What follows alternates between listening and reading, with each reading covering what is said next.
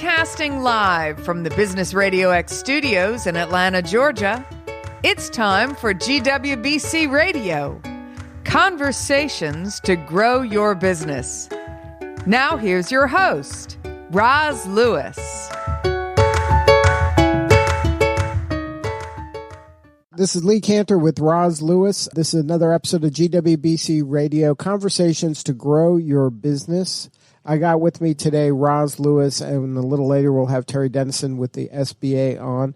But Roz, before we get too far into things, tell us about what's been happening under these trying times at GWBC. Well, thank you, Lee and Stone.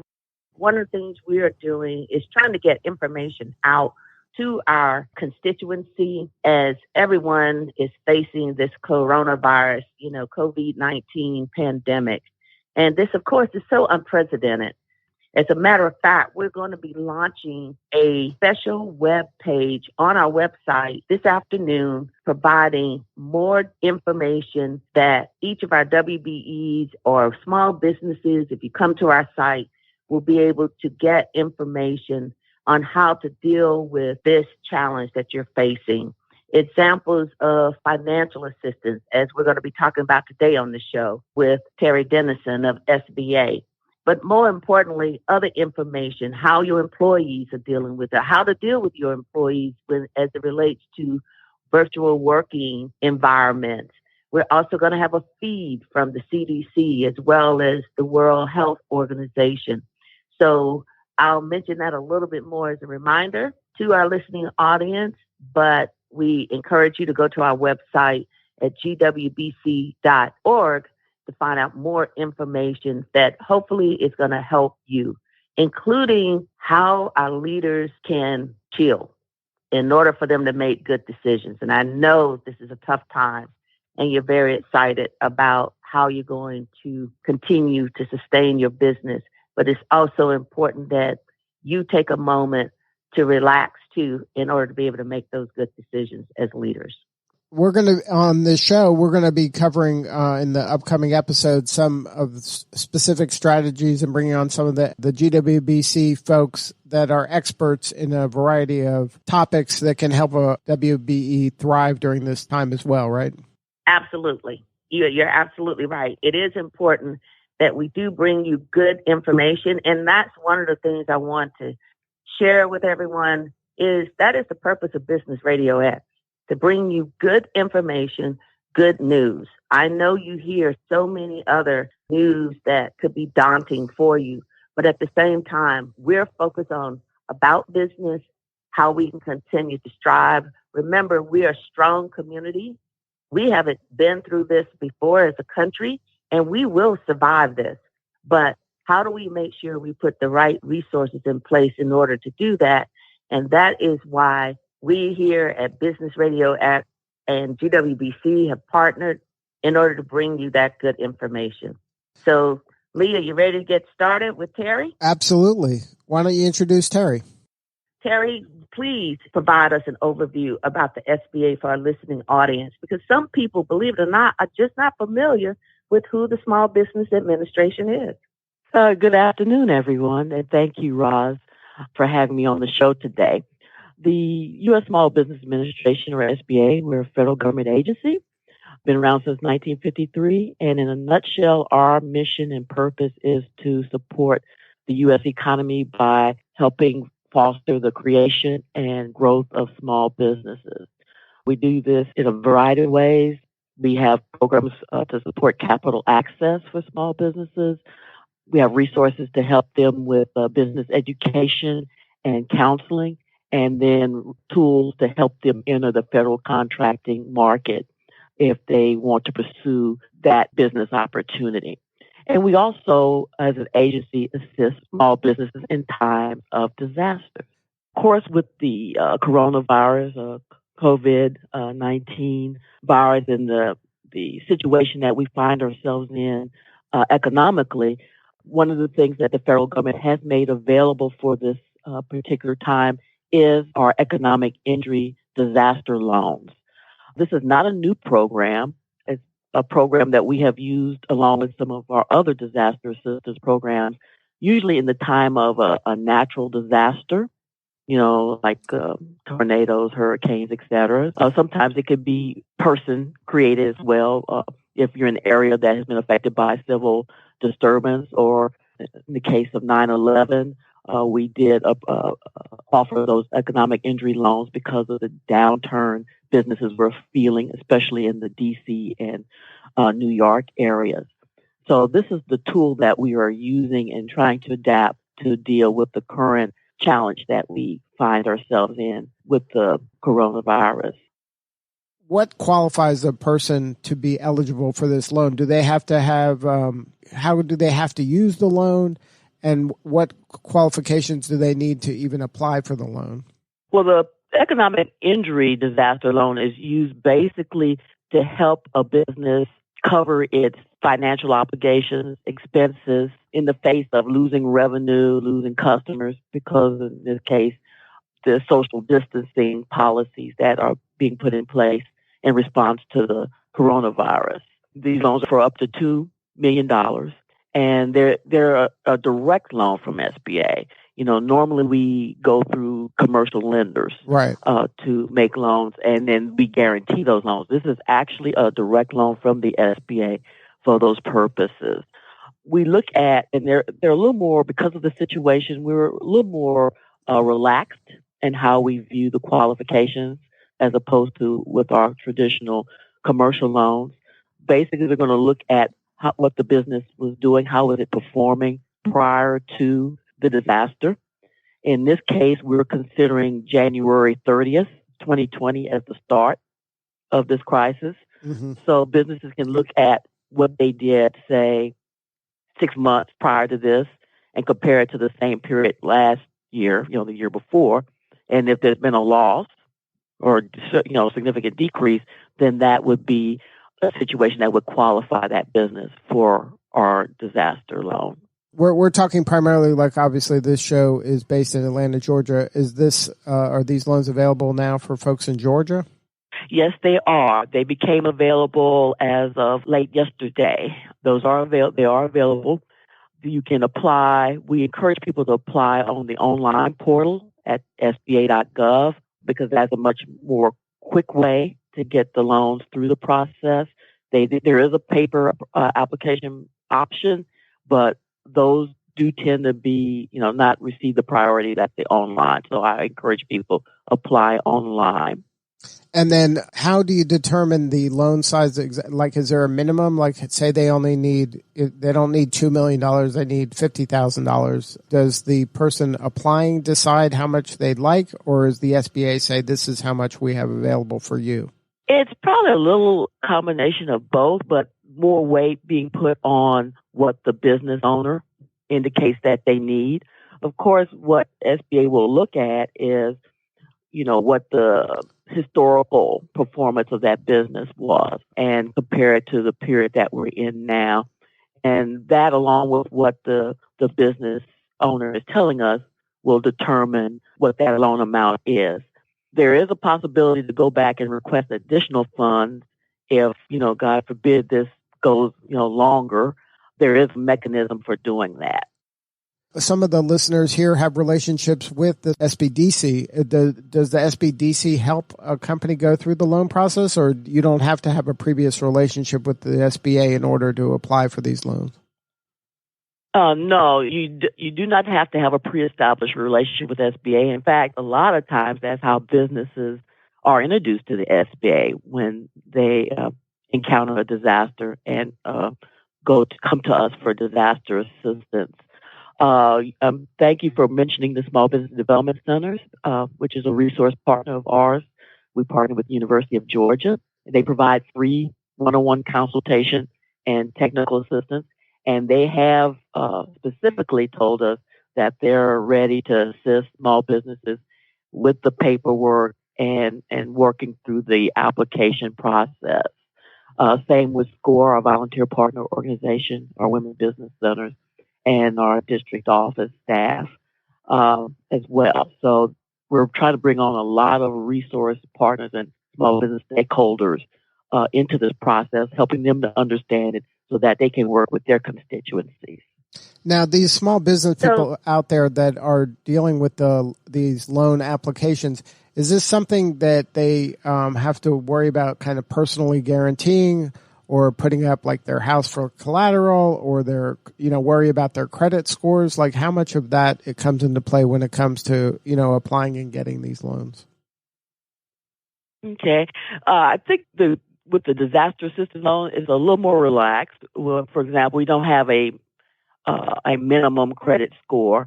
SBA tends to look at cash flow as the main,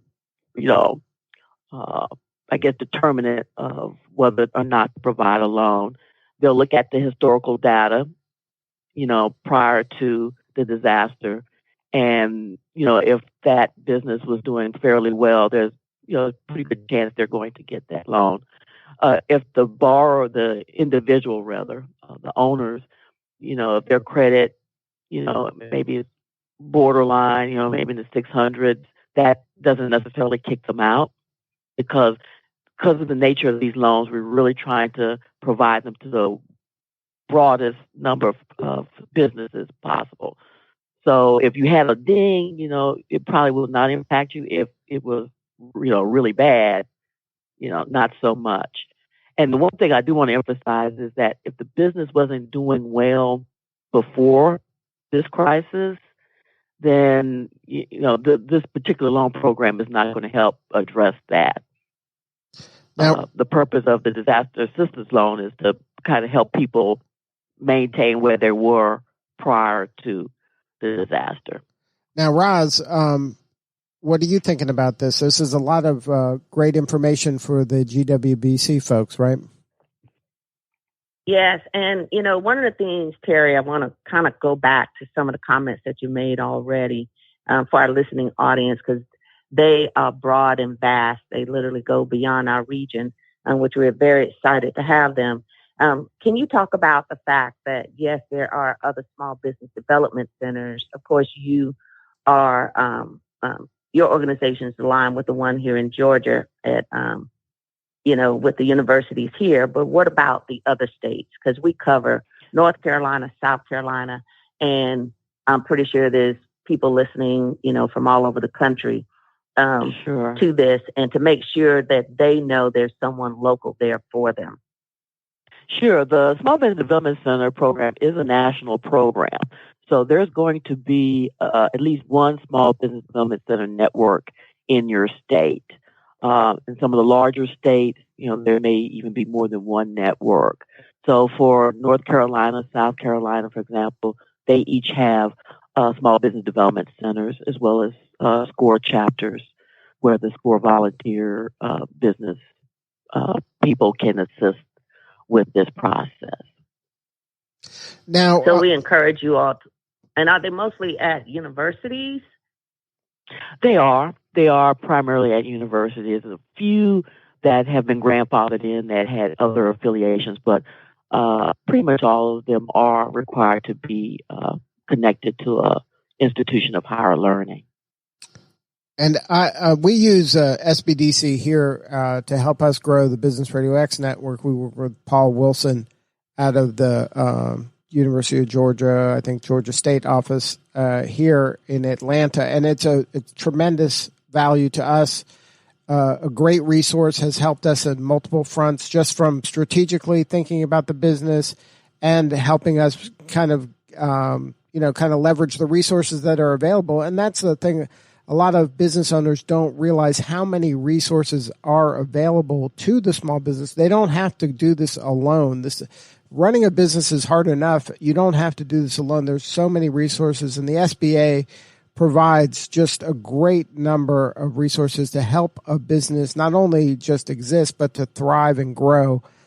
So we appreciate everything the SBA is doing. And this is another example about how our tax dollars are at work helping the small to mid-sized business grow. I mean, this is not just something that is kind of a nice to have. This is a must-have, especially during these crisis situations. So we appreciate everything that you're doing, Terri, And Roz, we appreciate you helping make people aware of this. And this is if you want to introduce yourself to the SBA, this is a perfect time to do this. Like you said, this is a crisis, and people that have businesses that are vulnerable need to know about this loan opportunity, because this could be a make or break thing for a lot of business owners. Yes, and I would add also, Terry, to expand on the fact that SBA partners with so many other organizations. There are women business development centers that are also out there, of which they partner with to bring these resources to our small businesses. And you talked about SCORE, and that's an acronym. So kind of expand on that a little bit too, so that our audience understands what SCORE is. And as Lee has mentioned, your tax dollars have already paid for these resources that are available to you. And so they're just not the superhero that come in at the time of a disaster to help you, but they're there day in and day out to assist you with growing your business. So can you expand on SCORE? Sure. SCORE used to stand for Service Corps of Retired Executives. It's a volunteer organization of mainly retired business people, but can actually now include active business persons. Because it's no longer limited to retired persons, SCORE is simply now SCORE. Like KFC used to be Kentucky Fried Chicken, now it's just KFC. Kind of the same concept. So our SCORE volunteers, because they've been in the trenches, and in some cases are still in the trenches as business people, use that knowledge to share and pass on to prospective and current business owners, so that they don't make the same mistakes that maybe those volunteers made early on in their business careers. And we can help those businesses, move along even further without encountering some of those downfalls. And their counseling is free. They also provide training. Some of it's free. Some of it is low cost, just to cover the cost of the training on a variety of business subjects. Not only to start a business, but once you've started the business, what are the things you need to do to continue to grow that business and increase its capacity? Well, thank you, because I think that is key and important of understanding how I read once, there are enough mistakes that have been made. We don't need to create new ones. And this particular arm of SBA with the SCORE team are experienced business people who have been there, done it, tried it, and yet they are there and available to expand that knowledge to help you all grow your businesses and not make, the same mistakes. And granted, there are going to be some mistakes made, but not to that extent. Let me ask you about this, kind of getting back to this disaster loan program that you all, we all know cash is queen, right? And of course, some people say king, but cash is queen. And, what's the timeline for these loan approvals, from the submitting of the application? Because time is of the essence of people looking at their payrolls. They're looking at trying to pay their bills. I was just on a training call with our disaster operations here, which is also located here in Atlanta for the eastern half of the United States. And they tell us that the time frame would be 14 to 21 days. Okay. To go, to get to approval of the loan. And then the borrower will, of course, need to complete and do some things on the back end for the loan closing.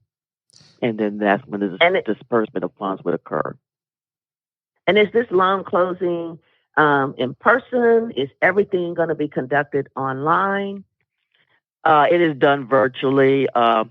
There will be certain instructions that the borrower is given, because they'll be provided with the loan authorization and some of the other closing documents and a checklist of what they need to do to make that happen. But it's not formal like maybe we're used to, where everybody sits at the table and there's attorneys, and it's much simpler and not in person. And then can you? I guess thank goodness for DocuSign, huh? Sorry, Lee. Yeah. Now, what about the repayment of the loan? Is it like, what are the interest terms, and then how quickly is it? Is there any kind of starting pay? Do you immediately begin repaying the loan, or like what? How does that work? Yeah.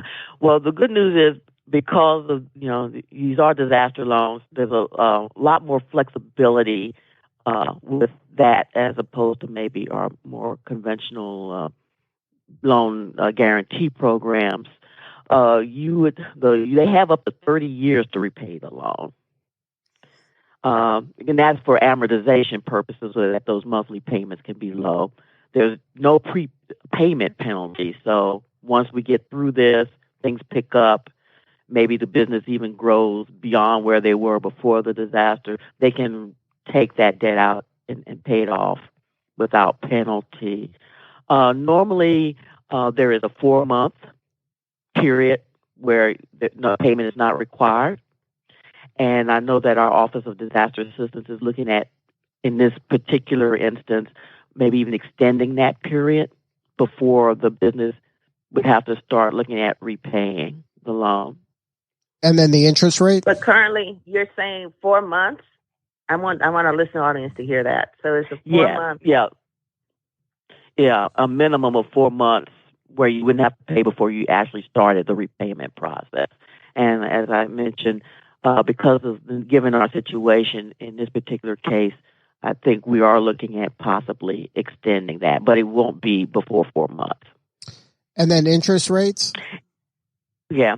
Well, currently, this is a fixed rate set by statute, a statutory formula. Currently, it is 3.75% for small businesses, and actually nonprofits are eligible for this particular loan, which is a departure from our usual policy.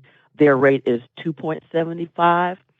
I know that there's been some feedback and concern about the current 3.75 interest rate for small businesses because, of course, the Fed has dropped the interest rate. And I think that's information that we have fed back up to our folks in Washington to see if there's a way that can be addressed. So, but that's what it is at this particular time. And then depending upon your closing, sorry. No, go ahead, Roz. Please. Go ahead, Roz. Oh, sorry about that. Yeah, because this is exciting information, right? So depending upon your closing date as to what that interest rate may be, even though right now the base rate is 3.75, but given the fact that you all have already addressed this, and according to, with the Federal Reserve has lowered the rates, that could change. And will it just depend upon your closing date, or will they consider lowering that rate to whatever the final rate will be? That part, because it has, this hasn't actually been done, I'm not certain on how to answer that. Usually you look at interest at the time of application. And, okay. I know with our regular loan programs, we do that. But like I said, I think we've been getting this feedback quite a bit about the fact that it's higher compared to what the market rate is. And so, hopefully we're able to do something, because it is set by statute. So it's harder to waive statute than an internal policy guideline or regulation. So that's something we'll have to stay tuned on. Now I want to let everybody know we hear you. Now, we're talking a lot about the Disaster Assistance Loan Program, but the SBA has a variety of other loan programs as well. Are those loan programs going as normal? Yes, they are. And in fact, for individual or for businesses that have already obtained an SBA-backed loan, either with one of our loan guarantee programs, we have always had a provision where lenders can have some flexibility to defer payments or offer interest-only payments for a certain period of time to help a business weather a temporary situation. So we've really been encouraging our lenders, once again, of their authority to do that. They don't even have to ask us in most cases to do this. They can do it unilaterally. And deferments, for example, could be up to 6 months. Now, if you were a small business person, how would you advise them about going through this process? Is this something that they just have to do is just go to the website and then everything is there? Or how would you recommend them moving forward if they want more information or want to pursue this disaster assistance loan program? Oh, sure. There's several ways to do this. First, I would, in fact, encourage them to go to the website, SBA.gov/disaster, because there is more detailed information about the program. And then they can look at the online application. There's kind of step-by-step notes on how to go about completing the application online. If they need additional assistance, there is also our Disaster Assistance Customer Service Center, and they're at 800-659-2955. They're 7 days a week to help borrowers work through the application process. They can also email if they have questions to Disaster Customer Service. That's all one word, Disaster Customer Service at SBA.gov. Now, Roz, you mentioned some resources for the GWBC folks. Is there anything that you're doing to help them kind of connect with the SBA right now? Yes. As a matter of fact, that webpage that we are creating, it's literally the purpose of it is to be a one-stop shop for our constituency to be able to get information about financial resources, about business resources, health resources, so that you can just go to that page. And it's at gwbc.org. But one of the things I want to reiterate, because Terry mentioned, she threw out a lot of information about numbers of contacts, just remember, and I'm pretty sure the lines are going to be jammed, but still, you never give up. That's why you're in business and that you're the businesses that you are. It's 1-800-659-2955 for disaster relief assistance from SBA. And of course, the email address is disaster customer service, all one word, at SBA.gov. But we are encouraging you to definitely get engaged. This may be the reason that you're becoming familiar. This situation may be the reason that you're becoming familiar with the Small Business Administration. Don't let it be the only reason that you're becoming familiar with SBA, meaning you will continue to utilize their services that they're providing. Terry, there are other loan programs that are also beneficial for our small businesses, because I'm pretty sure, as you mentioned, there are qualifiers there for this particular loan, although they're pretty relaxed. But can you talk about a little bit about what the other loan programs are real quickly? Sure. Before we close out? Sure. We have our biggest loan guarantee program. We call it the 7A loan program. But you can guarantee loans up to $5 million with that, or SBA can use the proceeds for a variety of purposes, working capital, machinery, equipment, inventory. In some cases, you can use it to refinance existing business debt, commercial real estate. We also have a program called our 504 loan program. It focuses on fixed asset financing, so commercial real estate, what I call long life machinery and equipment, like production equipment. It can be used to acquire those type of assets or refinance debt related to those types of assets.